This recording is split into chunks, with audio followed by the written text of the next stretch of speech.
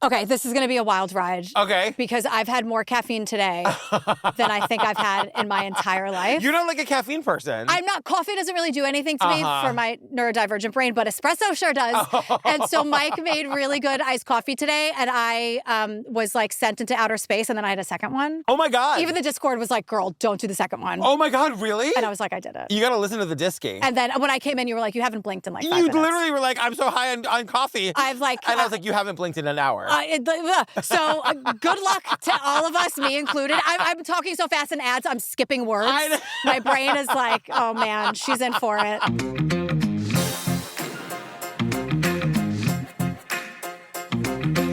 Hi, Gillian Benzavalli. Hello, Patrick Hines. Please join us in the Facebook group. It is so much fun. The True Crime Obsessed podcast discussion group. Yes. We got like 55,000 people in there, whatever. It's so fun. Whatever. Whatever it is. Come talk about the eps. Come like share your dog picture. Did you get married? Show us a picture. Yeah. Prove it. Proof. Pixar didn't happen. And join us over on the Patreon. Tell them about the Pates, girl. We have so many episodes on Patreon. I know. So these episodes ad-free. Then we do all of those series, like we're doing Lady of the Dunes. Yes. We did The Body in the Snow, the Karen Reed thing. So that's like all our multi-part episodes. Also, depending on the tier. Well, all tiers have drag bingo. Yes, at the $5, you get drag bingo once a month with Schwa. Yeah, well, we love. And then us.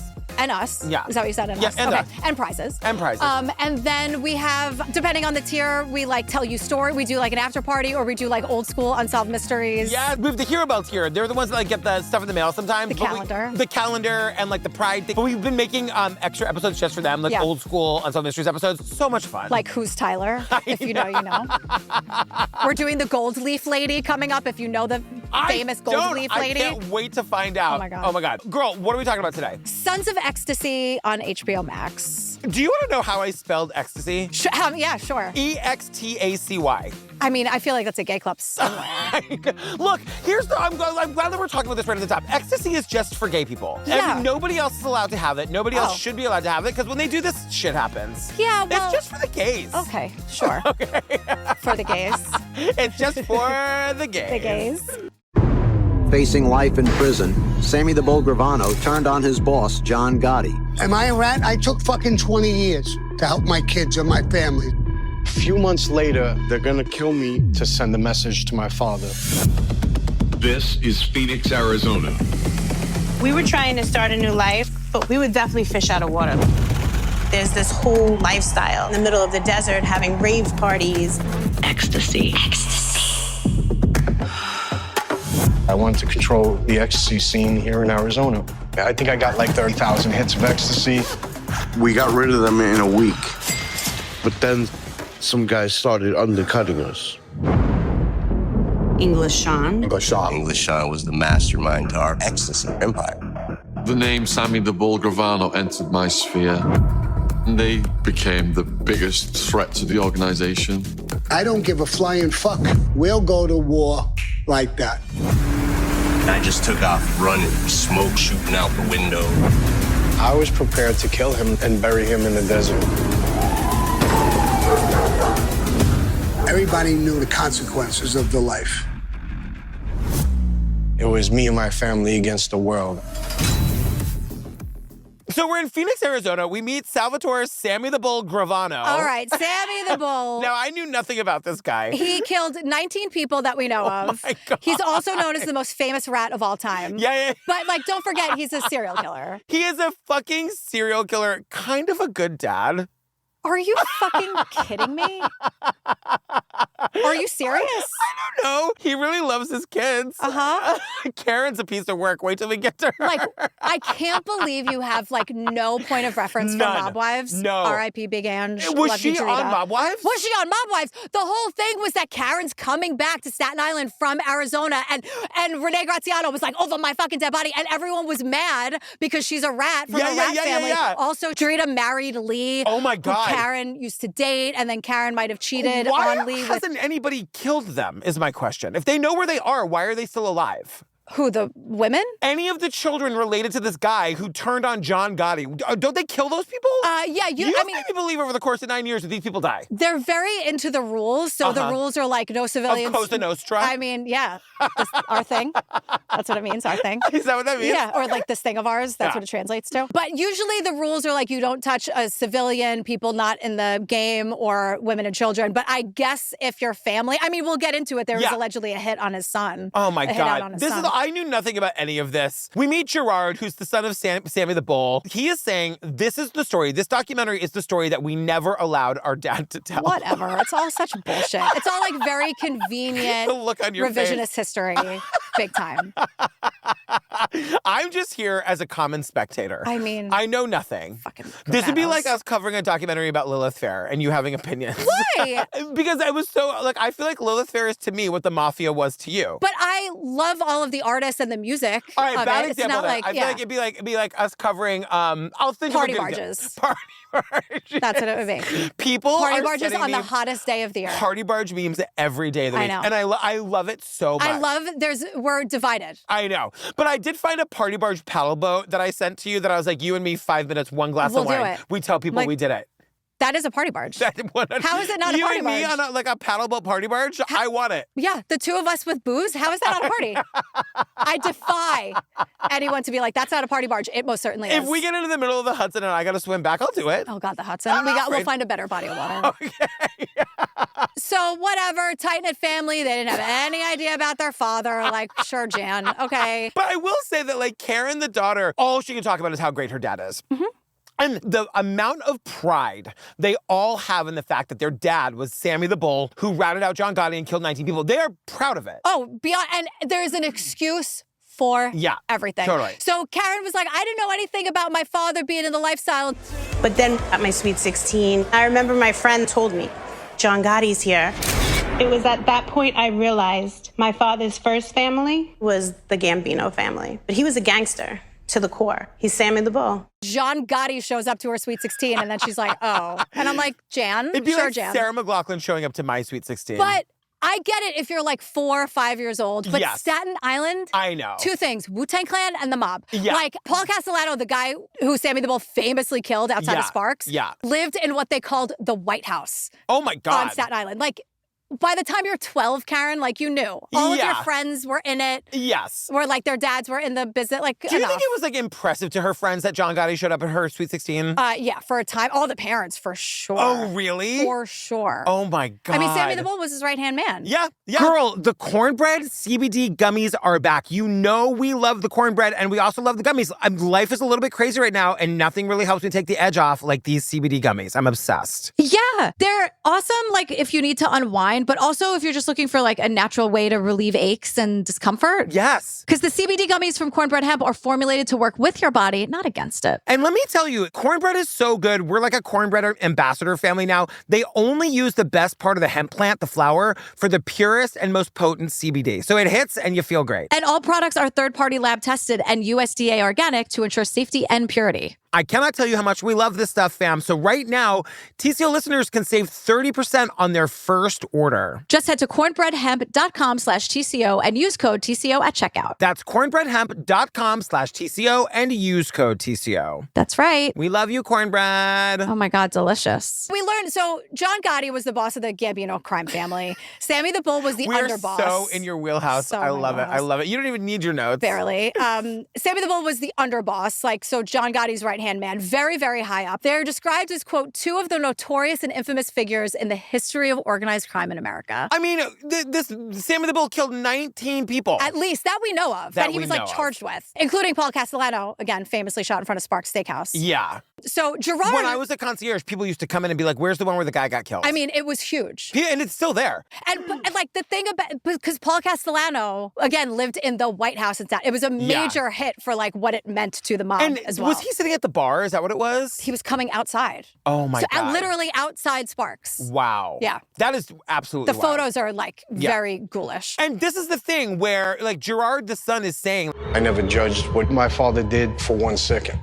Back then, I also believed in Cosa Nostra. If he killed someone, they deserved to die.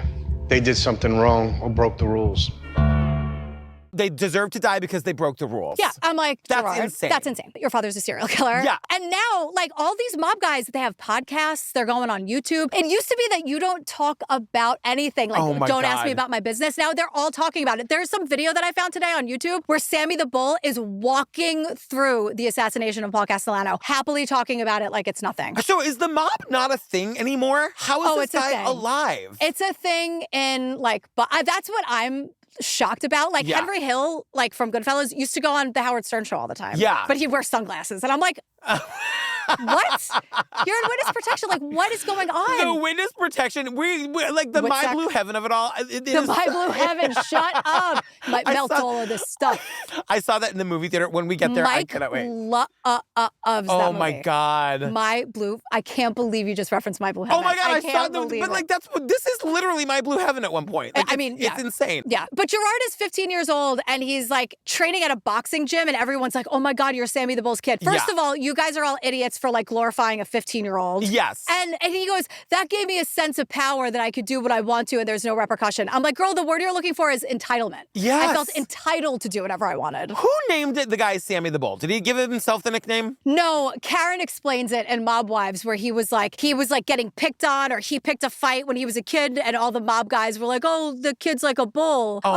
You look like a little bull. And then the name stuck, according to Karen. Okay, Karen. I got a lot of questions for Karen. That moment where they do the reunion and Drita goes, Karen, get up, and they just start fighting, I can't handle it. Oh my God.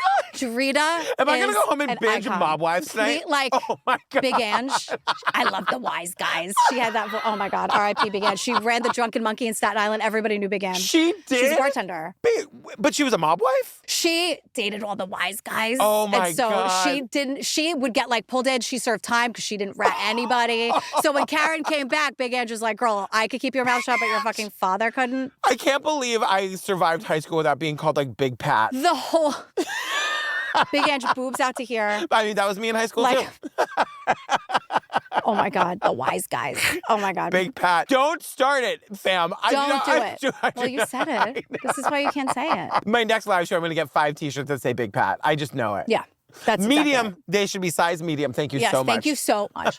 Doesn't matter what size they are. No. So 1991, Sammy the Bull was facing life in prison, and he did the one thing you're never supposed to do above everything else. Well, but like this transcends the mafia. The one thing you are never, ever, any of us are supposed to do is rat out John Gotti. Or yes, you know what I mean? Specifically John Gotti. Yeah. Like you don't cooperate, you don't talk to the cops, you don't flip. Sammy the Bull flipped. Sammy the Bull's testimony was crucial in convicting the infamous mob boss John Gotti, but it has also made him a prime target for the criminal underworld. This development is likely to have significant and potentially dangerous repercussions. He's the reason that they were finally able to convict John Gotti. Yes. Because remember, we've covered this before. Like, the feds tried to get him several times. Nothing stuck, hence the name Teflon Don. Yes. So they needed someone to flip, and Sammy the Bull was that guy. Yeah, and they got him to flip just by being like, it's him or you. Like, we're going to get you on like all this tax shit. Yeah, the way Sammy the Bull tells it is like Sammy a very convenient story. Later, one of many convenient stories we hear from this guy. But like, on the flip side of that, Sammy the Bull is now a target because he did the one thing you're not supposed to do. Such a ridiculous Sammy the Bull. It's at once perfect and wonderful and ridiculous. It's stupid. Yeah, okay, great. I was wondering if we were like allowed to say mean things about these people or are we going to get killed? Also, Drita, like, hi. Who's she? Drita's the one who was so mad at Karen, like the Drita-Karen rivalry. The first like 3 episodes of Mob Wives are like, are we going to welcome Karen back? Which is so reality because it's like she fucking signed the contract to be on the show, obviously. But it's all like, Karen's coming back. Is that Big Ange? That's Drita. Okay. And then it would be Carla being like, should I invite Karen to my party? They're always having parties. Like, Renee didn't come to my party. Are these wallpaper in the downstairs bath women, or they're a different kind? They are a little bit, but like, they will kill you. Oh, really? Like, Drita prides herself on being a fighter. Her face changes. She's one of those people where like, when she's about to like lunge at you and beat you up, like her face changes and you see it in real time. I would be so scared. There's not a gay in sight, is there? No. No, there's not a gay in sight. I don't know how the show could possibly be Big Ange, I think, is like surrounded, but they're not on the show. Yeah. Oh my God. I don't want to be lunged at by Drita. Her name is Drita? Drita DeVanzo. You know what she would like? She married Lee, the bank robber. She'd like a party barge. I don't know. Okay. They like parties where they go and there's like, they're always on a rooftop somewhere. Oh my God. or they're like renting out some like hall. Oh my God. Welcome to our 15-hour episode. I think Drita's going to be on some new reality show, but I can't remember it now. Oh, God. Anyway, but this is the best. So Sammy the Bull, despite having killed admitting to killing 19 people, he spends only 5 years in prison, and then he's released into the witness protection. I can't get over it. Because he got like the bigger fish. But like him in the witness protection, that was when I immediately thought of Steve Martin in My Blue House. Like he stands out, like, where are you going to put this guy? He's not going to be working at a Cinnabon. Right. You know what I mean? I mean, he wishes he had the style that Steve Martin had. Totally. Did you hear Rick Moranis is like coming back to acting? No. I forget why. That's good news. The caffeine has fried my brain. I don't know how you people do this. I can't remember the show that Drita's on. I can't remember anything else about Rick Moranis. Like, what am I doing here? I don't regret it for a second. No. Like, yeah, you're fully addicted to caffeine now. I mean, but like those specific iced coffee things that Mike makes. Yeah. So good. I'll take a thermos next time, Mike. Thank you so much. But seriously, you know why? Because the ice cubes are also made of coffee. What? Oh, he's a master. Oh my God. He's a master. All right. The espresso martini's top tier. Anyway. So he gets sent into the witness protection. And they told my father he had to do 2 years in the witness protection program in Colorado, and then he was done. We never went to Colorado when he was there. We weren't allowed to. But me, my mother, my sister never went in the witness protection program. We had nothing to do with it. And we all stayed in New York. The family never goes to visit. Like, once again, it was definitely a different time, right? Like, this was before TMZ, before cell phones. I would think that everybody would know what the guy who got John Gotti locked up and killed that guy in front of Sparks looks like. Yeah. How you putting Gwyneth Paltrow in the witness protection program? You know what I mean? What year do you think it is? 1997 with that pink dress she wore? Like, but isn't it like in the 90s? Aren't we in the 90s now? Oh, yeah, I guess we are. You know what I'm saying? Sure. I'm just saying that, like, you would think that people would know how are you putting him in the witness protection? I mean, I think in that level of the mob, like I think a lot of people could be bought in the feds at that time. Like, I think that's the thing. Like, that's why he had a target on his back. He had to go somewhere random. His family, because that happens all the time. Like, they even say in Goodfellas to Lorraine Bracco, they're just like, she's like, well, my mom's birthday's coming up or whatever. And they're like, no, you don't understand. You're never speaking to your mother again. Never again. Like, I don't know if I can do this. Right, exactly. So he gets sent to Colorado. The family never goes to visit him over the 2 years that he's there. And Gerard, the 17-year-old, is like, I had to step up and be the man of the family. I know. Gerard, shut up. No, shut up. But at the same time, like, I would be terrified because wouldn't the mob just come and kill his family to, like, make him sad? Well, a few months into being in WITSEC, the FBI comes calling and they're like, oh, they have a hit out on your kid. Yeah, well, I mean, obviously. How are you letting your kid stay in Staten Island? So the plan is like, we're going to kill your 17-year-old son to send a message to Sammy the Bull, get him to leave witness protection, come back to Staten Island, and then they'll kill him there. Of course. So the wife and kids leave Staten Island. So we decided to move to Phoenix to be closer to where my father was in witness protection. Before we left, we dug up my father's money. I put it in the back of my truck, and I was driving across country with $3 million cash. They dug up their dad's money. Finally, I thought of you.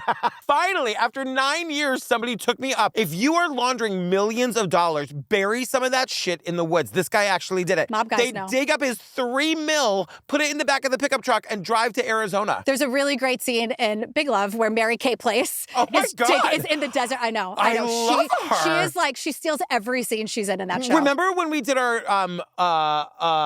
did you have caffeine today? I didn't, but all I can think of is Look Who's Talking. We did not make a Look Who's Talking podcast. We made a My So-Called Life podcast. We did. And she was on My So-Called Life. She was Sharon's mom. Again, stealing every scene she's in. Mary Kay Place is the best. And the fact that she's not like an actual national treasure, it makes no sense. I know. Not in this room. Not in this party barge.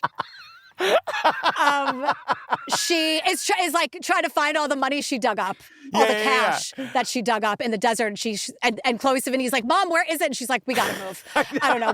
There's more money buried in another desert. That is the thing. Like, if you're gonna bury the money, you gotta draw a really good map. Yeah. You know what I mean? You can't, like, you gotta know where it is. I know. Put it by a tree. So they dig up $3 million in cash, throw it in the trunk, and off they go. drive. So Karen tells us that her dad only did 3 months in witness protection. Oh, is it 7? Yeah. Okay. The dad only does 3 months. 7. I guess I did have caffeine today. So. You know what I did? I had a Celsius before we started. What is a Celsius? It's a lot of caffeine. Oh, God. I'm starting to feel it in my heart. The last time I had a sip of it was like noon. I'm never sleeping again. I live here now. And that Celsius is kicking in because I'm starting to sweat. I'm like, I feel like my Apple Watch is going to be like, girl, you okay? I know. Because they tell you when your heart rate is up. I have had so many times where it's like, your heart rate is up and you're sitting. I know. What's going on? We haven't had a drink on this podcast in 5 years. Oh, years. And this is the drunkest we've been in a long time. I'm like, are you here? I know. Am I here? Girl, Haya is back. These are all about the children's vitamins that are delicious, they love to take, and are actually good for them. Yeah, that's the thing, because typical children's vitamins are basically candy in disguise, like the ones that we used to eat when we were kids. We just have to be honest about it. Yeah, for sure. They have like 2 teaspoons of sugar, all these unhealthy chemicals, and all these like gummy additives that we just should not be eating, especially if you're a growing child. Hey, can we talk about the greens for a second? Because we have this fight with Daisy every single day. She will not eat her veggies. Haya now has a kid's daily greens plus superfoods. Daisy loves it's a chocolate flavored greens powder designed specifically for kids. So it's packed with 55 plus whole food ingredients to support their brain power, development, digestion, and it's so easy. You just scoop, you shake, or Daisy stirs it, and you sip it with milk or any non-dairy beverage for a delicious and nutritious boost your kids will actually enjoy. We were so tired of feeling like the parents who could not get their kids to eat the veggies, and now she does. Yeah, well, those days are over. They are over. So the same multivitamin that more than 1 million kids and parents love are now available with Disney's The Lion King with the new Lion King unboxing experience, including Lion King bottle and Lion King stickers. Because remember, it's the reusable bottle and you can decorate it as you see fit. Also, we've worked out a special deal with Haya for their best-selling children's vitamins. You can receive 50% off your first order. To claim this deal, you must go to hayahealth.com/TCO. This deal is not available on their regular website, fam. So go to HIYAHEALTH.com/TCO and get your kids the full body nourishment they need to grow into healthy adults. Yeah, and then you can teach them other life lessons when you talk to them about the Lion King and hold their hand when you tell them, okay? 100%. It's a roller coaster and a half. Karen says that the dad only did 7 months in witness protection, and I wrote it down as witness protections, as though you would say like Barnes & Noble's or Stoli's vodka. Oh, no. But No. So he went straight to Phoenix to be with his family because his family isn't in Witsec. They just went to Phoenix, and so he's ditching Witsec to be with his family. But we also learned that we learned this eventually. He's not living with his family because he doesn't want to put them in danger, but also the wife threw him out. And no one's saying that. No one's talking about that. No one's saying that she fucking left your ass. It wasn't your choice. No, we're going to Phoenix for us, not to be closer to you. Remember when the shit that you did got a hit put on our son? You can't live with us. Take a hint, Sammy. Right. So here comes Sammy the Bull to justify the murders. Yeah. To me, the mafia was no different than being a soldier in the army. I never killed a woman, a child, or people out of the life. It was always people who broke the rules of Cosa Nostra. You knew what it was, but everybody knew the life, and they knew the consequences of the life. He's quoting The Godfather, it's the business we've chosen, everyone knows the rules, blah, blah, blah. I don't think that everybody that you think is in the life thinks that they're in the life. Do you know what I'm saying? Yes. I don't know exactly how the mafia works, but I bet there are some people that are I just was at the fucking roulette table with that guy. I didn't do it on purpose. I didn't know. Or they force you to be in the life. So you have this new little business and they're hey, if you want our protection, you got to pay us because it's a nice story you got here. It'd be a real shame if someone burned it down. A nice little podcast you got here. Wouldn't it be terrible if your 11-year-old daughter went missing tomorrow? That's exactly right. Yeah. So that's how they force you to be. Wouldn't it be great if you could do an episode on your kid? That got so dark. Whoa. That's horrifying.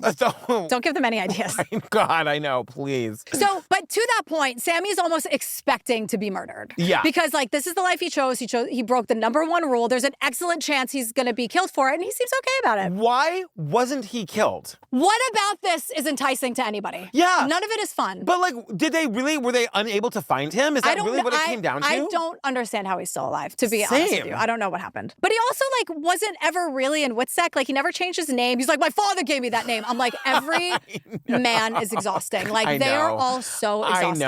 I know. So now, like you're saying, he never lived with his family and he was always expecting to be murdered. And now that he moved to Arizona to be with his family, now his whole family is at risk. I'm what kind of life is this? Is anything worth this? No. The answer's no. No, and then we're in Gerard's kitchen with Karen and Sammy the Bull. I love that the wife is not here. Is she dead? I don't know. I don't think so. I think she's just smartly erased herself from this narrative. The wife is nowhere to be seen. It's Sammy the Bull, Gerard, and Karen sitting around Gerard's kitchen while he's making omelets for them. But I wrote this down because he said... Actually, when I first came to Arizona, I got concealed weapon permits. I bought 2-3 guns. Because I was the man of the house for a long time. I was gone. 2 tree guns.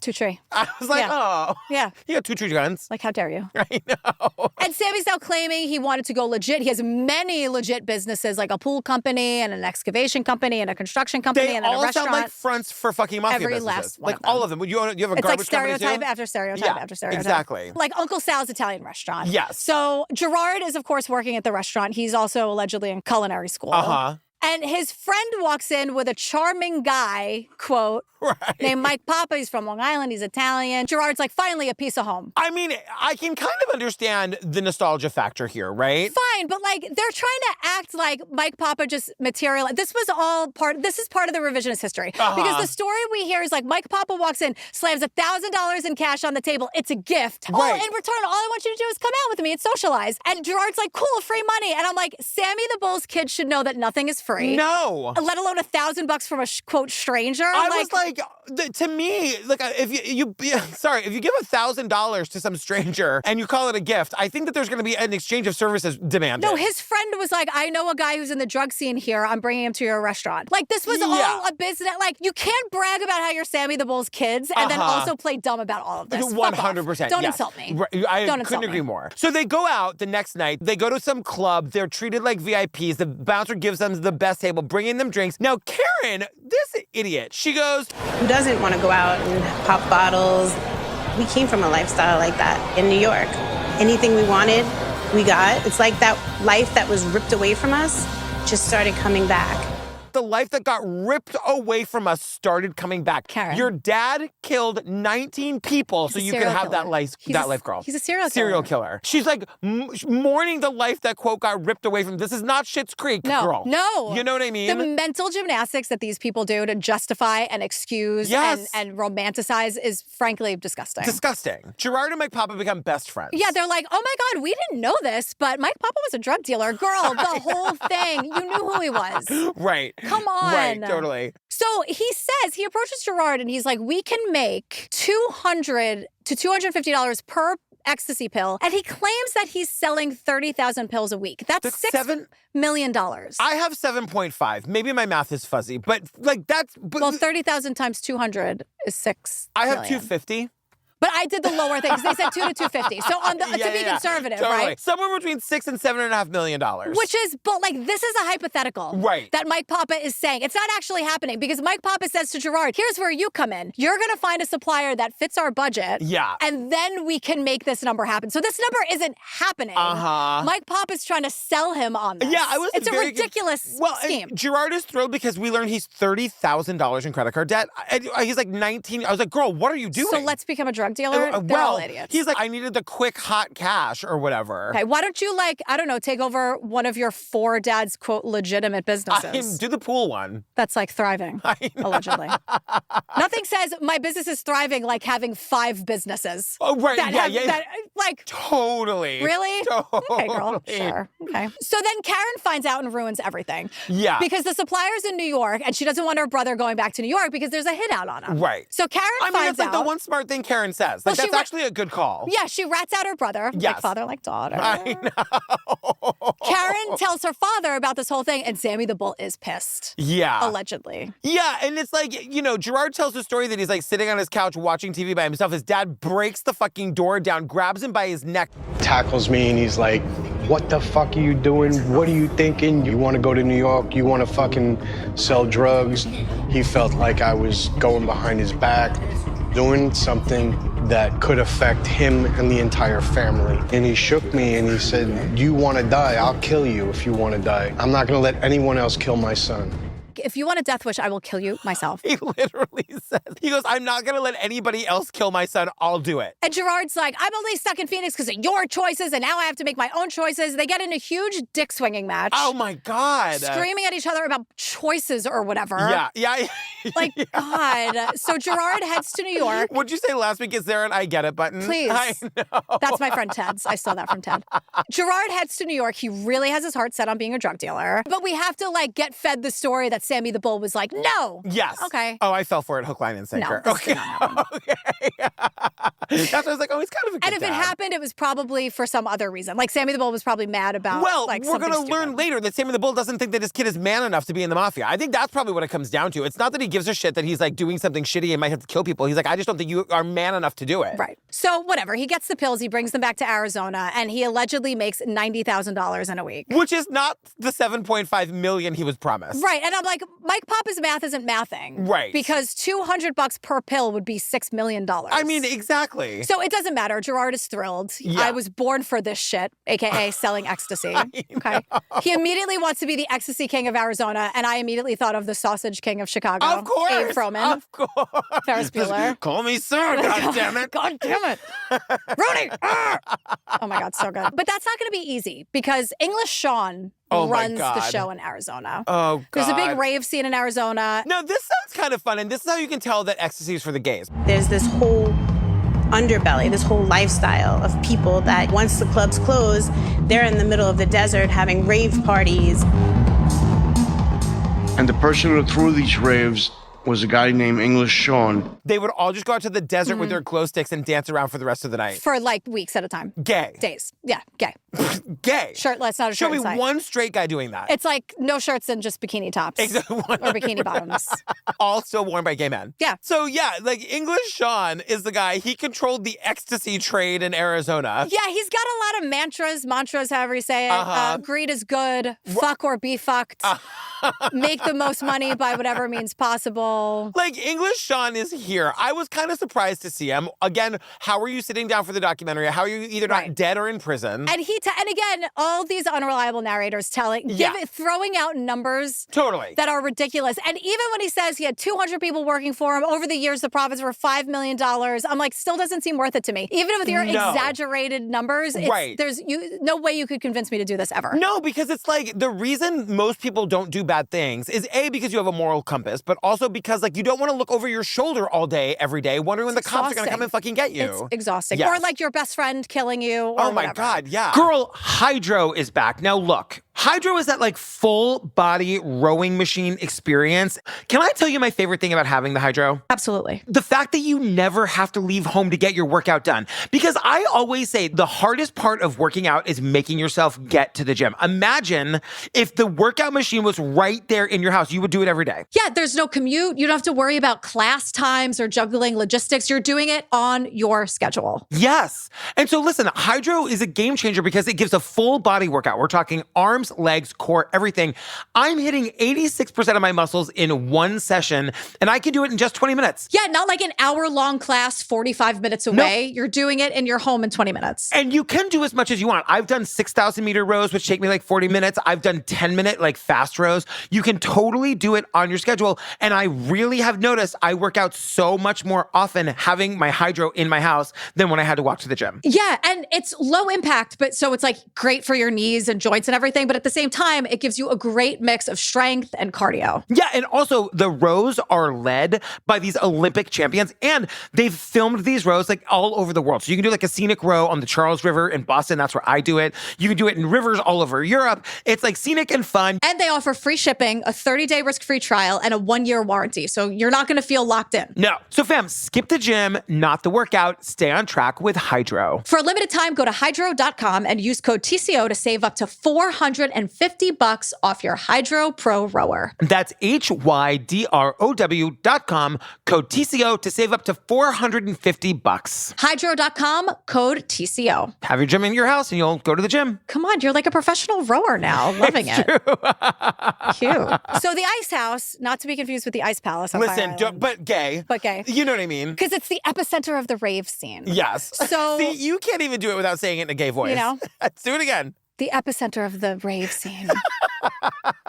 English Sean's biggest market. So Schoolie oh my God. is his master salesman. Don't worry, everyone. Schoolie's here. Schoolie's here. It's one idiot after another. Wait till you meet, what's her name? Wig woman? Wave woman? Wild woman. Also, Schoolie D is a rapper that did the theme to Aqua Teen Hunger Force. #1 in the hood, G. I know you don't know what any of those words mean, but so that song was stuck in my head all day. Oh my God. But Schoolie's like...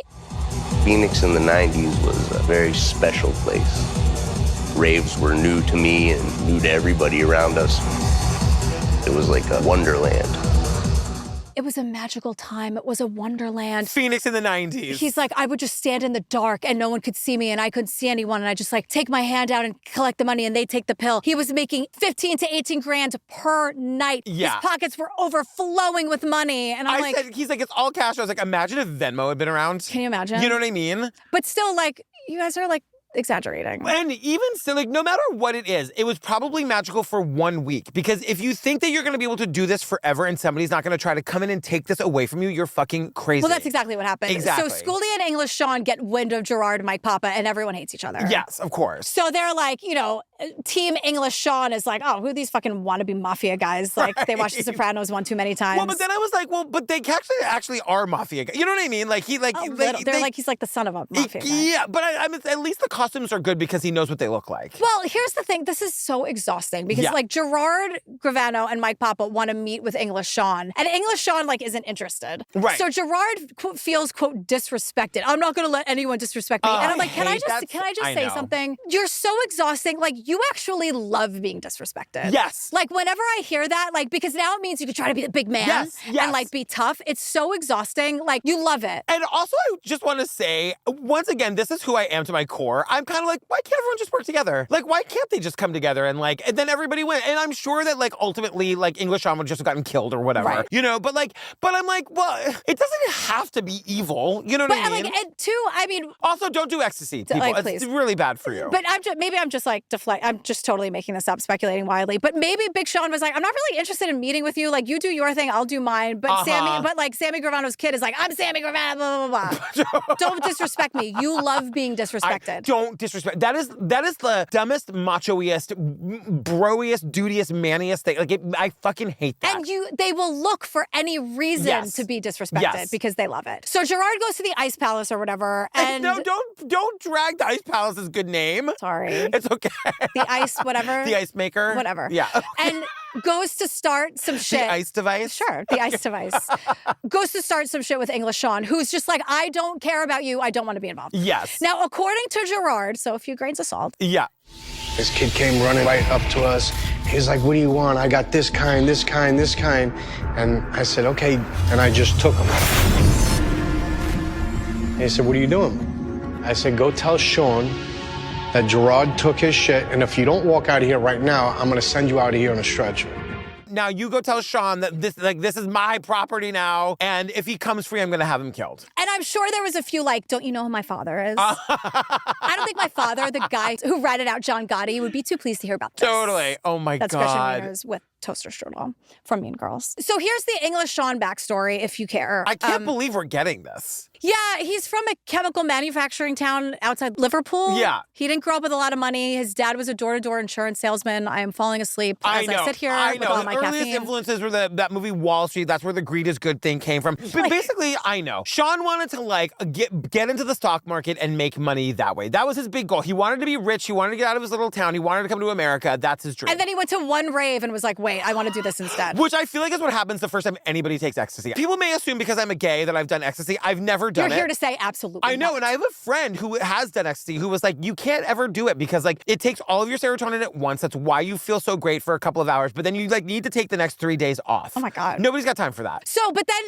like this is what where he's like, oh my God, I love this feeling. Yeah. I want to live in this feeling. Of course, that's so then he what like drugs do. gives up all his dreams and is like an ecstasy dealer now. Because the thing is, he came to America and got a good gig. He like worked his way up in this like penny stock situation. He's making $500,000 a year, goes to one rave, does ecstasy one time, and he's like, this is my life now. Yeah, like most people would It's like you and coffee. It's exactly. Espresso. It's like you and those espresso drinks that Very Mike different. Yeah. You're going to be dealing espresso under the Brooklyn Bridge in 2 minutes. Like, are you kidding? Bye, everyone. It was fun. I'm feeling not great, if I'm being honest. It's like the ecstasy of it all. 2 minutes ago, you were on top of the world. I'm feeling... You were dreaming of those coffee ice cubes. My mouth is really dry. But that's what happens with ecstasy, they say. My chest kind of hurts. I don't know how you people live like this. Most people would be thrilled to make that kind of money, but not English Sean. No. Sean takes ecstasy from a guy named Moo. I'm sure he's gay, like with a name like that. Probably. Moo. Moo. Ecstasy was virtually impossible to source in Phoenix, Arizona. Most we could get from local dealers, 50 to 100. I can't even get enough to hook up my friends. So I'm seeing that there is an arbitrage opportunity. If we can find out where these guys are getting them from, there's a possibility here of making a lot of cash fast. So then he gets in touch with a supplier named Saul in California. Yeah, probably not gay. Probably not. And he does his first, quote, interstate bulk ecstasy transaction. Yeah. Yay.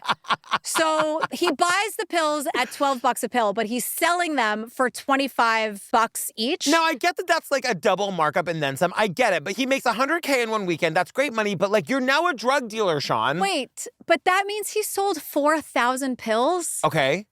In a weekend? Oh, I bet you, I could sell 4,000 pills in a weekend. I guess. English Sean gives up his Gordon Gekko dreams. He becomes a full-time ecstasy dealer. Then he meets Schoolie, who everyone warned him not to work with. He was living rough, smoking crack, eating out of dumpsters, and people warned me to avoid him. But my attitude was to give everybody an opportunity. He said, if you can get rid of these pills for me, I'll give you a job. He sold them like that. You know what? I like to give everybody a shot, he says. And then they become like coworkers, and then they become like brothers. The big brother, little brother. Yeah. But Schoolie's like, oh, Sean was always getting me out of trouble. He paid for everything. Of course Schoolie stuck around. I've got like 10 of those. He's like, in return, I sold his drugs. It was a really great brotherly relationship. And everything was great. It was a multi-million-dollar monopoly until the Gravanos came along. Of course, but that was always going to happen. That was always going to happen. Right, like that's the gig, you guys. Like that's what it's like to be a drug dealer. It's not fun. No, it's not fun. I'm assuming. And so like, right, exactly. But like, so can you imagine if I was like that for that week? When I was a drug dealer. Well, you're dealing coffee underneath the Brooklyn Bridge. Like that's going to be you in 1 minute. What if I never sleep again? I know. Because that's how it feels. You know when like your stomach hurts and you're like, my stomach's never going to not hurt again. Oh, yeah. Or you don't feel well, and you're like, you see people normal and you're like, how come they're not sick? I have a headache and they don't, and that's weird. I feel like people. This is a whole new side of you. I know. I'm going to be laying in bed like this, eyes wide open, being like, everyone's sleeping. And I'm not. And I don't never even need will to. again. I'm going to be texting everyone. Oh, my God. Well, we learned that Gerard, he gets his pills, and they look different than Sean's pills. Whatever. Like, you're all buying and selling ecstasy and driving over state lines and breaking a ton of laws.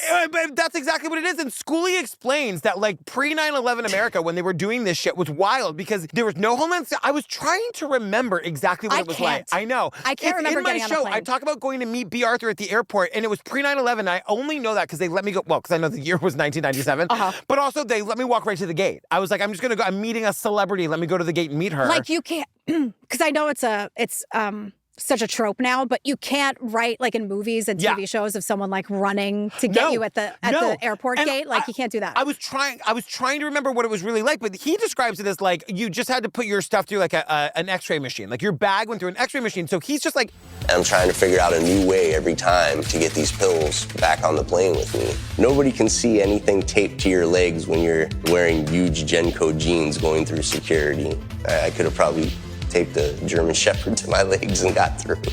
And just like walking past, there was no metal detector. And on the off chance they had dogs there, they can't smell the pills. No! They don't give a shit. I cannot believe that planes weren't hijacked all the fucking time. It was very easy to travel with pills and drugs. So then we learned like there's an ecstasy problem in America, especially in the 90s. Yeah. Teenagers are popping pills, we're told. And so the cops are going undercover trying to bust all these teenagers. Oh my God. So now we meet a bunch of the cops. Oh God, James is here, Matt Shea, and then Rose. James, he's not into the rave scene. He's more of a Springsteen guy. He loves he's from Jersey. So obviously. Of course. Matt is another undercover officer. And Rose, she was amazing, apparently, because she was like young, pretty, and personable. Matt describes her as this young, gorgeous, hot narc. There's something about the word narc that it feels like we shouldn't be allowed to say. Really? It just feels like a very harsh word. Oh. Yeah. Well, I mean, don't narc. It is kind of harsh. Maybe you should narc. So you can't rat. You said before, don't rat on anybody. Narking is ratting. No, I'm a ratter. If you kill somebody, we've been over this 1,000 times. If you murder somebody, I'm gonna tell on you. This is the one reason why you'd never be in the mob. And only reason. No, I think narking and ratting is fine. But you would love the drama of the mob. It's very gossipy. It's a lot of drama. I might go home and just binge Mob Wives. It's a lot of. It is insane. Yeah. It's crazier than you think. The line I can't get out of my head is Karen, stand up. We need to fight. No, Karen, get up is it. It's not even everyone knows. And then the chairs go flying. No. Because their reunions, the Bravo reunions are the set's all decorated and everyone's sitting there. The Mob Wives, because it's VH1, it's not Bravo. Yeah. So they do it, and oh my God, this is so good. But hold on, when they go to the reunions, they're You're having a conversation with yourself. There's caffeinated Gillian and not caffeinated Gillian. Let me tell you, and you're talking to caffeinated Gillian is what my brain is like internally anyway. It's the ADHD is now all on the outside more than it ever has been. This is a wild episode. And I'm feeling outside of myself. Yeah. Girl, Golden just got a haircut. It's summertime. The poor little guy was so hot. He's the cutest little thing in the dog park now. Cute. I do love when they're a scraggly Muppet, but I know that they need the haircut for the summer, you know? Yeah, well, guess what, girl? Today's episode is sponsored by the ASPCA Pet Health Insurance Program. We are obsessed. Yeah, so I obviously love my pet, but if you have a pet, you know that you'll do anything for them. And because they can't communicate. So a few weeks ago, Fiona has a really sensitive stomach, as you know, she's allergic to everything. Yeah. And she ate something accidentally that she shouldn't have. And we had to run to the ER. Sometimes these things, the doggy ER, she's totally fine. She's rehydrated. She's great. But those things are going to happen. You just kind of never know. You can't plan for anything like this. So having insurance is really helpful. Yeah. Okay. So get this. The ASPCA Pet Health Insurance Program offers customizable accident and illness plans, making it easier for pet parents like you to help your pets get the care they may need. Yeah. So the ASPCA Pet Health Insurance Program has been around for over 18 years, and they've helped more than 600,000 pets during that time. So they allow you to customize your plan, helping ensure that your pet's plan is as unique as they are. Because as we know, vet bills can really add up, especially when you're least expecting it. Yeah.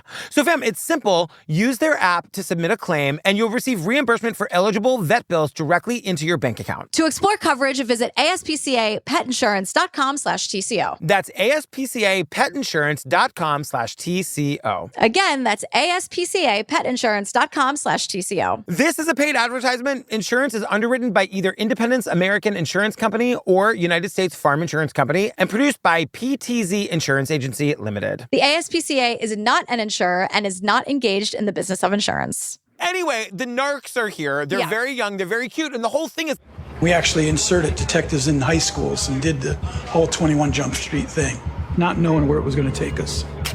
And that's when we first found out about this ecstasy rave club culture. They're going into high schools to narc out these kids and get them off ecstasy, which I think is a good thing. And the raves too. Yes. They're going in because they're all it's the easiest gig any of these people ever had because they're all dumb 16-year-old kids fucked up out of their minds on ecstasy, being I'll be your friend. Can you imagine stoned and happy? Being hot enough in your mid-20s to pass yourself off as a 16-year-old? Yeah. That was not my journey. Really?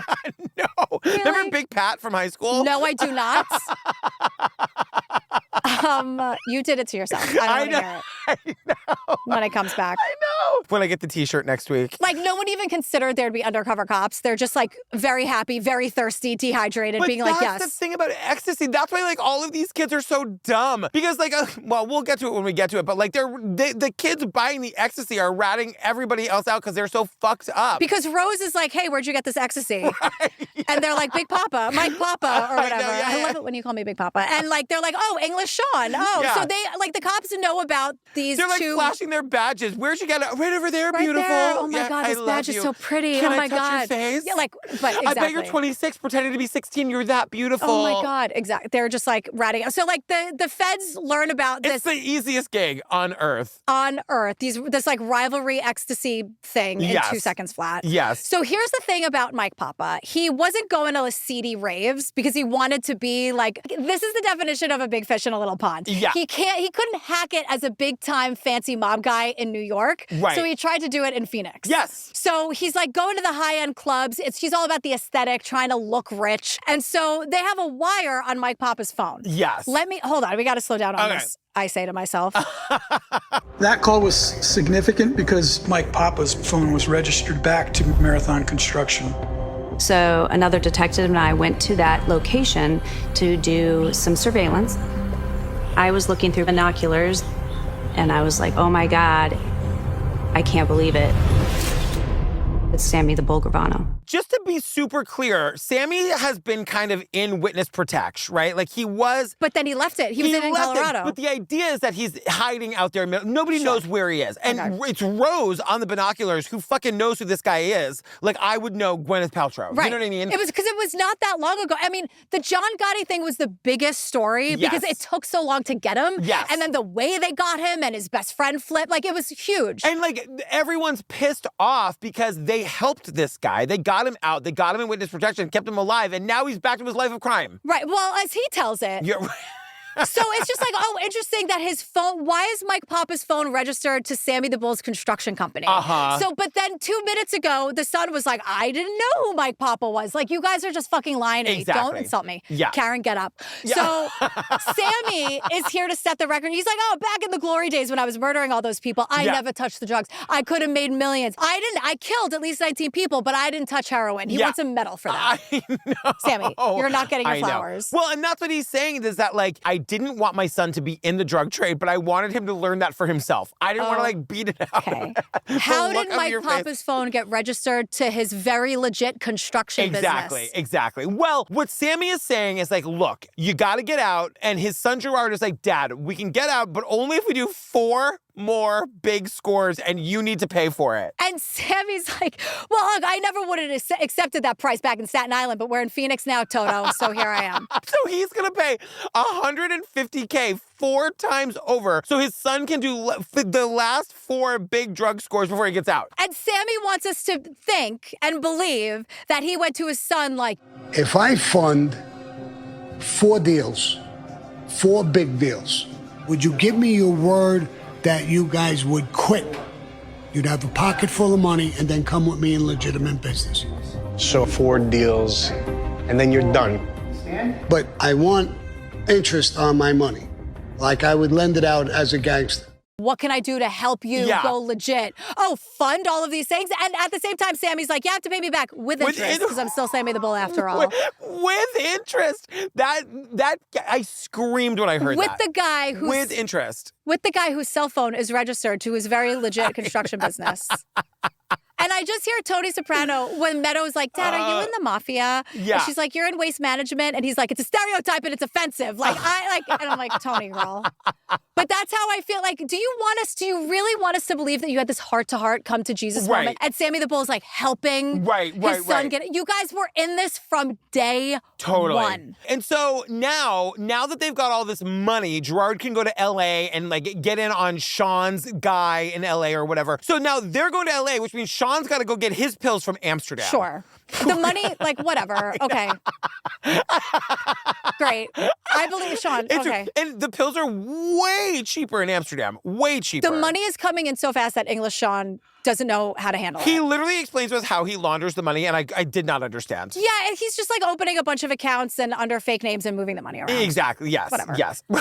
Right. But he says, he's like, I have gangsteritis. I'm loving this lifestyle. It's like living in a movie. And I'm like, Sean, hey, dummy, how do all of those movies end? How does Goodfellas end? Nobody's happy. They're either dead or miserable. Or in prison. Or in prison. So it's like, Sean, what movie did you watch, sweetheart? Mickey Blue Eyes, where everyone's happy at the end? Right. But now, like, the feds are just following them all around because they want to get Sammy the Bull. They got to be able to connect Sammy the Bull to this so they can get that guy. That's who they really want. Once they're like, wait, Sammy the Bull is here? Oh, shit. Right. And that's when they connect. Oh, Mike Papa's phone is registered to one of his 4 legit businesses, the construction one. And they're like, oh, come on. Right. So the feds wire up Sammy the Bull's office. Yes. I don't think he's ever done business in that. Like, they're not hearing him conduct any real business. He's not building houses in Phoenix. And, like, he has 4, 5 legit businesses? The pools. At the same time? Okay. Right. The restaurant. I thought the restaurant was great. You know what? The restaurant's real. Yeah. Because a lot of this is happening or it's just a front, whatever. Yeah. How many people are going to Uncle Sal's in Phoenix? Oh, well, next time I go to Phoenix next year, I'm going, if it's still there, I'm going. If it's still there. I want to go to the building that, even if it's a Whatever Domino's, which would be amazing. I mean, it's probably like a bank. Yeah, you're right. Like in the world where I'm like wishing for Domino's. I know. So Sean allegedly is selling 140,000 pills a week compared to Gerard Gravano's 10,000 pills. And I'm like, 140,000 a week? Sean knows all the gays. So all of them. They're his favorite. He's their favorite. But I mean, honestly. And Gerard Gravano's like... I knew a couple of his dealers, and I called them in. We told them, tell English Sean, I want you to tell me what the fuck. Arizona is ours. You hear what the man said? Every pill he sells from here on out, he needs to pay us 50% on every pill he fucking sells. I run Arizona, and he needs to pay us 50% on every single one of his pills. What are you talking about? I know. Sean is blowing you out of the water. I know. And you think that he's scared because Sammy the Bull's your dad. And it's like the entitlement of this asshole. And I promise you, Gerard's like, I'm going to look so cool in this documentary. Well, and so right, exactly. And this is where Sean is like, well, I wasn't going to back down, but I was going to get some security. So we learn about this guy, Wildman. Because Sammy the Bull is a serial killer. And he's like, oh, I didn't know he was involved. Yeah. I need to get Wildman, who's another probable serial killer. Yeah, Wildman's like Sean's friend from growing up. Put a pin in Wildman. We got more to come back to him about. He's described as a maniac. I know. You kind of got it. I mean, like, if you're in this line of work, you are a maniac. You definitely should have a wild man. Yes. I don't want to be anywhere around him. But No. if you're going to do this, everyone needs a wild man. Wild card, bitches! He is such a maniac that we get this story now that one night, Schoolie is at Ice Village or whatever, selling pills. These two kids bring him into the bathroom to buy pills. Next thing Schoolie knows, he's on the ground. He's been robbed. It is... By like Sammy the Bull's people. Yes, it's that. So now Wildman, that very night, hears about what just happened to their guy. And he says, and I quote, let's go over there right now. Nobody fucking rips the English off. I have to tell you, English Sean must have been really amazing to work for. And I'm not making a joke because everyone is super loyal to him. Yes. Like more loyal than the Gravanos ever could be. Uh-huh. Just saying. Just saying. But, they will go on to lecture us about loyalty in just a minute, which 100%, is fucking hilarious. Yes. But like it seems like all of his employees loved him for what it's worth. Well, yeah, because 4 carloads of people they just get in the car, they follow Wildman to somebody's house. We don't even know whose house it is. The Gravano house. Is it the Gravano house? They ambush the house. Charging into this house, guns drawn,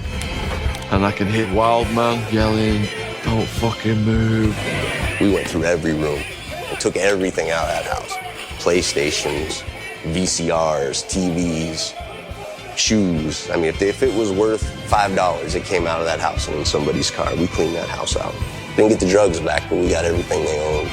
They're stealing everything they can find. They're smashing all the windows. But now it's war. Yes. Because the Gravanos are like, not on my watch. Like, we need to fight. I'm like, okay, whatever. I know. So the whole thing is a bad scene. Like, lots of violence, high stakes, lots of money, lots of drugs. Yeah. Everyone is ready to commit murder. Even English Sean's like, I'll kill whoever I have to. I mean, and we get the story that Gerard finds out that Sean's at this place called Crowbar one night. He goes there to kill him. He can't find him. Like, it's got to end soon, right? And English Sean was making $500,000 a year and decided that it wasn't good enough. So now he chose this life. Like, choices were made. I mean, is it worth it? And no, the You know answer what I mean? is no. It's not worth it. Watch Goodfellas all the way to the end. Exactly. Not good. All the way to the Not end. good. Exactly. So Sammy the Bull is putting hits out now. Yes. $10,000 for English Sean's head on a platter. Which doesn't sound like enough money. No, but I guess you know what I mean. These low-level Phoenix I guess kids will that's do true. it. 10 grand. And English You gotta Sean's cut the guy's head off, put it on a platter. Like the platter alone's gonna cost a couple $100. Figurative. Okay. Or I don't know. I feel know like what I mean? I feel like Sammy, you want theater? That's gonna cost you a little bit more, sweetheart. Come on. Yeah, dismembering the guy, put him on your mom's silver platter that she uses for Christmas Eve. Sammy the Bull's like, please, I did this 19 times at least. I know. Grow up. And at one point, Sean's like, it just wasn't fun anymore. Yeah. At this point, it's not fun. And I'm like, at this point, it's not fun. Got it. Got it. The minute you have to call Wild Man, fun is over. The fun is over. Because Wild Man only comes when it's not fun anymore. Oh, truly. So meanwhile, in the middle of all of this, shockingly, the Gravanos actually take over the market. Yes. After Sean was allegedly selling 140,000 pills in a weekend. That Sean just gets smart and he's like, look, the actual mafia's got a hit out for me. He runs to Scottsdale, hides in an apartment, doesn't tell anybody where he's living. But now the feds are onto them and they're just like literally following them around parking lot to parking lot to get all of the transactions on video. Right. So they can connect Sammy the Bull because he's the one they want to get. Because remember, it's not only like an ego blow to the feds. It's also illegal. Like it's in violation of whatever deal he struck with the feds. Exactly. When he ratted out John Gotti. So at this point, it's like, oh, so not only are you kind of making a fool out of us because we vouched for you in a lot of ways, you're now doing a ton of illegal shit and funding this epidemic of drug use in teenage. Like there's just a lot of strikes against him now. They have a wiretap. Mike Papa's on the phone negotiating this deal with the supplier. And he says everything the feds need. These people are so stupid. The feds follow Mike Papa to the meeting. They watch the whole thing go down. It's all on video. We see it. They see Mike Papa and this other guy, and they're like, okay, that's at least 2 people in the conspiracy. Great. We see the guy who's transferring the pills. He gets out of the car. He's looking around. Like, he could not be any more suspicious. Like, is my camera, I want the camera to get my full face. He's, like, literally doing one of these, like, looking for people looking at him. And then stopping in case it's out of focus to give it a minute to get in focus so they have him from all angles. Like, oh, my God. So the feds are like, cool, we have 2 people. Let's see where they go and where they bring us to next. Guess what? After the meeting, we continually tracked Mike Papa. We were hoping that he would go back to where Sammy Gravano was, and that's exactly what he did. We knew he had the red duffel bag with the pills, and we saw him go into Marathon Construction. Mike Papa leads the feds directly to Sammy Gravano. Mike Papa brings the drugs into one of Sammy's many legit businesses. The construction business, where Mike Papa's phone was registered. Can you imagine this Talk scene about a silver platter. Where you show up and you actually want a pool, and you're like, hey, Mr. Gravano. And they're like, we're closed. Like, it's 11 o'clock on a Tuesday. People want pools. Well, I mean, like, we need pools there. We do. We definitely, it's hot there. It's very hot. Yeah. I know it's a dry heat, but... Hi, Phoenix fam. I love you guys. Hi. Stay cool out there. Yeah. But this also means, though, that Sammy did not... Like, it's proof that Sammy did not get into the business when he claims he did. Right. Because why else would this guy's phone be registered? Right. Come on. No, they got him. But it's also a provable lie, Sammy the Bull talking into a camera. What are you saying? They never think they're ever going to get caught. Or they're making the calculation, like, we're just going to run this out as long as we can. Right. And, like, they believe they're bullshit. Because it's been decades of this. Yes. So they have Sammy the Bull on the phone. He's arguing with his ex-wife about the money. Oh, my God. And so this is so perfect. He miscalculated what she said. Yes. And he calls her to complain, and she's like, what? And he's like, it's wrong. And she's like, it's not. Count it again. And this is the only time we hear that she's the ex-wife. That's the only time it comes up. Sneak that in there. Sneak it in there. But the thing is, she counted the money, right? Sammy made the mistake. Yes. So, but the fact that he made a mistake led to this phone call that implicates everyone. Exactly. And he was wrong all along. Yes. She's like, count it again, girl. It's all there. They're all just so fucking stupid. The feds could hear the money counter machine. Exactly. And we hear it in the recording. It's hilarious. Idiots. 24 hours later, the SWAT team comes busting in the door. Oh, my God. He's in his underpants sitting with his dog on the bed. I mean, the poor dog did nothing wrong. I know, that poor dog. Good dogs happen to bad people all the time. Yes. So they arrest him and his entire family. Deborah, the ex. Yes. Gerard, Karen. Can you imagine? She's like, I left this piece of shit. Why am I here? Well, I don't know, girl. Why are you counting his money then? And why are you sending him the 70 Give me a break. I know. Give me a break. So they charge him with 1 count of conspiracy to distribute dangerous drugs, ecstasy. Yeah. And Sammy says 1 word, lawyer, because Sammy knows. Of course. So Karen is fine because she had no priors. They basically got her on like talking about this on the phone, whatever that charge is called in real life. Gerard is not fine. No, he says he's looking at up to 40 years. And the FBI is pissed. Yes, but see, the local cops want Gerard. They want him to get the 40 years, but the FBI comes in and they take over because, like you said, he made them look bad because they vouch for him. He's the one they want. They want him to take a 20-year sentence in exchange for giving his family, like, less. Right. So Mike Papa, the cops sit him down and they're like, girl, we see the interview. Not only do we have everything. Yeah. Not only are you going down for this, your mother is getting arrested too. And with that, Mike Papa flips like the good Italian boy he is. Yes, and everyone's freaking out because they're like, and they're probably right. The Gravanos are all saying. He knew he was going to do that the day he met me. In that restaurant, Uncle Sal's, when he introduced himself to me and I agreed to go out with him, he already knew he was going to do that. He had his mind made up. He had to get out of jail free card, and he was going to betray me no matter what. I'll tell what I know and I'll get nothing. And we are going to learn in a minute, too, that this whole time frame is 6 months. Yeah. It feels like it was 10 years. It was 6 months. I know. But the thing is, like, obviously that was a tactic. What Yes. what the cops were saying to Mike Papa. Oh, we're going to, like, they knew what was going to make this Italian boy from Long Island flip. Yeah. And they show the video of the interview to Sammy. Sammy is losing his mind. He goes, I'm 77 years old. If I could get out of this chair, I would break it over his head. Now, this is when Sammy, I don't know how long he's been talking to the documentary crew. Yeah. But he starts not caring even more because he says something insane. Yes. Because what the cops saying that to Mike Papa, we know was a tactic, obviously, right? Yeah. Who knows if it was even true? But Sammy the Bull looks at the documentary camera and says, I'd like to sit in front of that cop who lied to Mike Papa, like to get him to flip. Says, I'd like to sit in front of that cop with my .357 Magnum and say, you want to cooperate with me now before I pull the trigger? He'll be number 20. Like, as in, I've already killed 19 people. Yeah. Happy to admit it. And now I'm going to kill a cop to make it an even 20. Yeah. And he is just, I was like, I know. I mean, at this point in the documentary, Sammy's losing his mind. Losing his mind. Yeah. Because, and like, that's when, like... There's a reason they didn't let him tell the story until now. But, like, he's been telling it. Like, when I was on YouTube today, seeing all these clips of him explaining the details of how they came up with how they were going to kill Paul Castellano, and he just says it. He's like, well, we weren't going to kill him at home because the rules. So we knew, like... And I'm like, oh, my God. Wow. You're telling all these... Like, the tea is scalding, but, I know.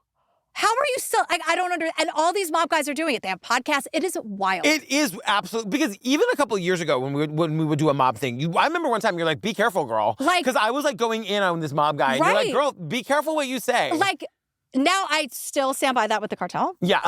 What cartel? Don't say a word. Yeah. But now all these guys are like just happy to report. Like, I know. It's kind of crazy. It's wild. Because Sammy's like, look, back in New York. And I'm like, I know. Back in New York, when you flip, it's because you got slapped around a little bit. Like, this kid flipped right away. Now Sammy's giving notes on how to flip. Uh-huh. The fact that the Gravanos have anything to say about this kid doing whatever he can to save himself is absolutely ridiculous. Yeah, absolutely. Because Karen's like, oh, no, he's not a rat. He's a snake. Yes. And Sammy goes, my son treated him like a brother. And I'm like, how did John Gotti treat you, Sammy? Uh-huh. Now, I am not condoning a single thing that these murderers did. Yeah. It's all bad. It's all illegal. It's not glamorous. I'm not romanticizing it. But, like, do you hear yourself? Right, 100%. That's my question throughout this whole thing. Yeah. My final question, do you hear yourself? No, but you know what? That is so typical of a documentary. Like, like Karen Reed, do you hear yourself? Do you hear yourself? Whenever the person at the center of the controversy is at the center of the documentary, they never hear themselves. Right. And Sammy's like, actually, I'm glad you asked, because then he tells this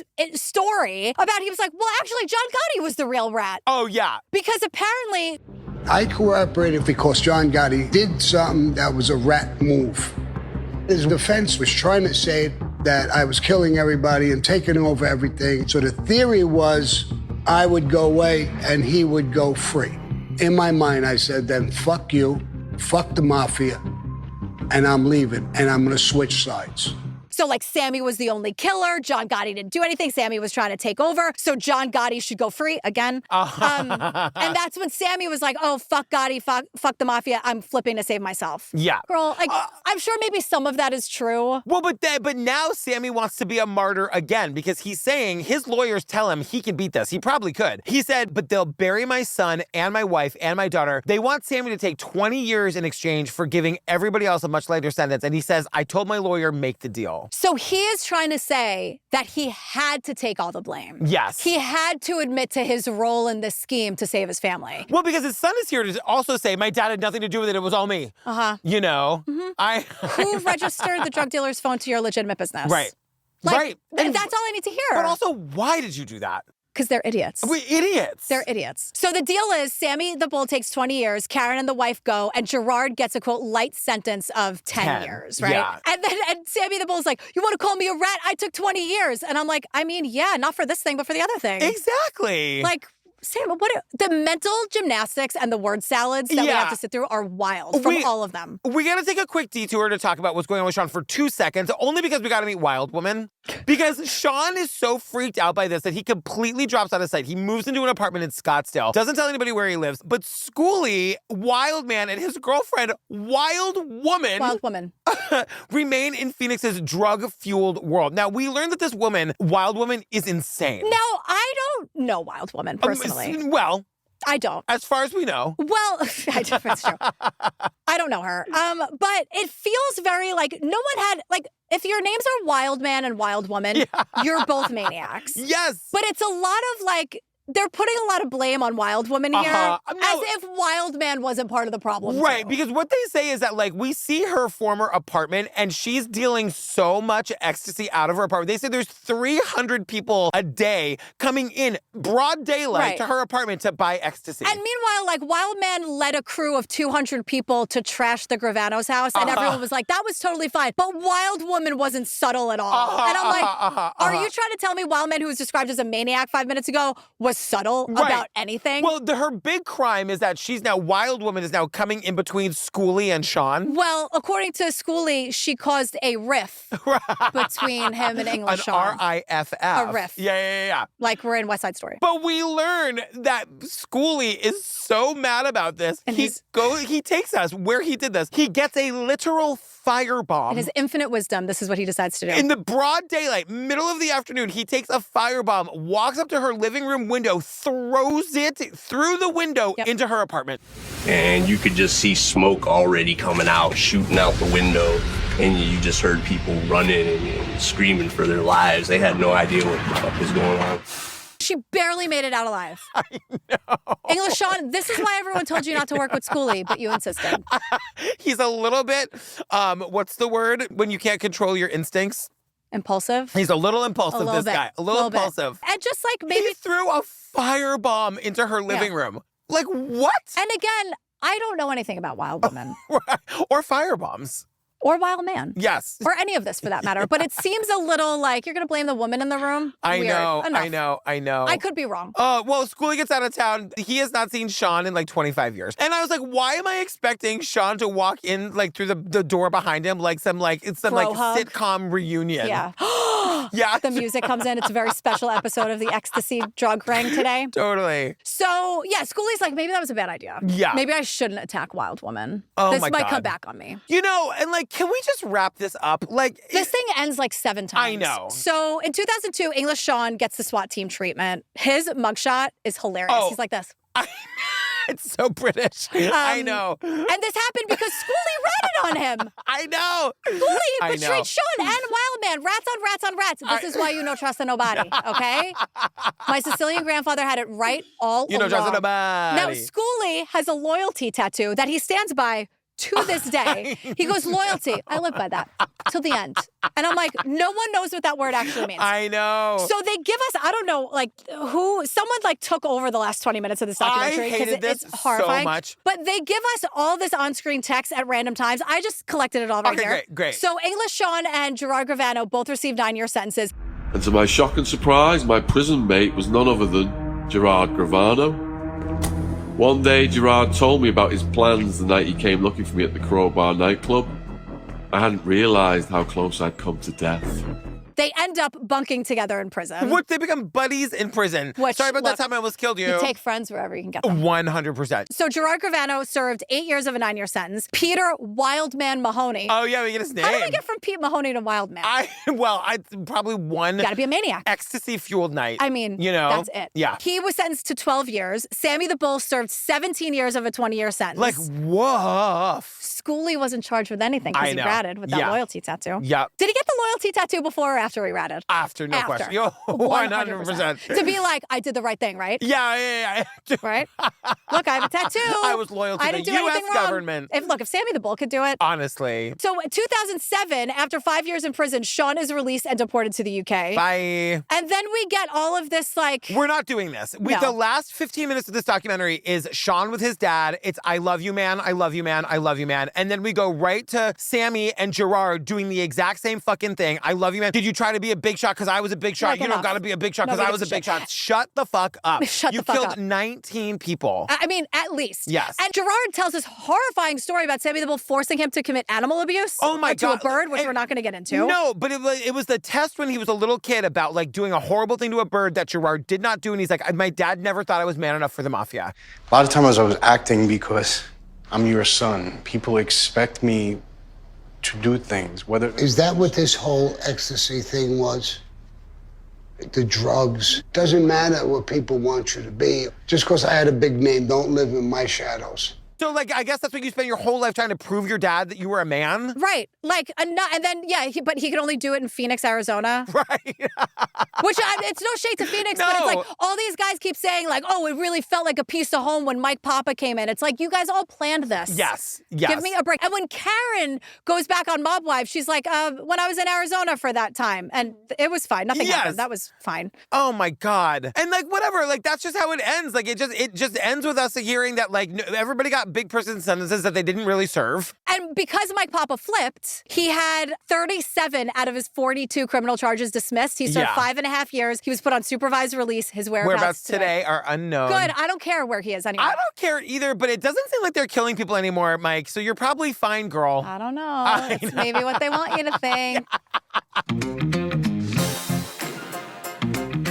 Oh my God, girl, we did Mob Wives. We did. Oh, I wish. I know. What's it called? Sons of Ecstasy. I guess they were trying to do like a Sons of Anarchy thing. Yeah, it's still not a word I know how to spell. Don't do ecstasy, you guys. It's bad for you. It's really bad for you. Yeah. Not worth it. But do join the Facebook group. That's really good for you. It's a True Crime Obsessed podcast discussion group. Come make new friends. Just hang out in there. It's so much fun to be in there. It's like the ecstasy without the holes in your brain. Literally. You know? And also join the Patreon. Over 450 full ad-free bonus apps. You get them the second you sign up. We've got the after party tier where we've been telling cases that we haven't covered on the regular show. We've got the Hero Bell tier where we send you stuff in the mail sometimes and we make extra bonus episodes for you. It's all really fun. And the Drag Bingo is on the entry-level $5 level. We're not gatekeeping that shit. No, and you gotta come. If you've never been to Drag Bingo, come. And you'll get an email about it, like plenty of notice, so just come and be there. Yep. What do we do next, girl? Oh my God. Okay, Susan Smith, Someone Stole My Babies. Oh. So if you remember, this is the case we mentioned briefly in our 6th bonus episode. Yes. It's the Web of Death, Body of Evidence episode. So this is 2 42-minute episodes. We're gonna do it as one documentary. Yes. So this story is actually, it's also very, very hard. It's about a woman killing her children. So just take care if you want to watch that first and listen to our app. But we like skid right by it in the other episode. She was like, that was my cousin. I was like, what? I know, crazy. So we're gonna dive into it. All right, well, stay tuned for the trailer for that, fam. And we love you. We love you. All right, bye. Bye. Don't do drugs. Don't do drugs. You can like do THC, but not anything else. That's it. Okay, great. Gillian has spoken. And don't do caffeine. I just learned.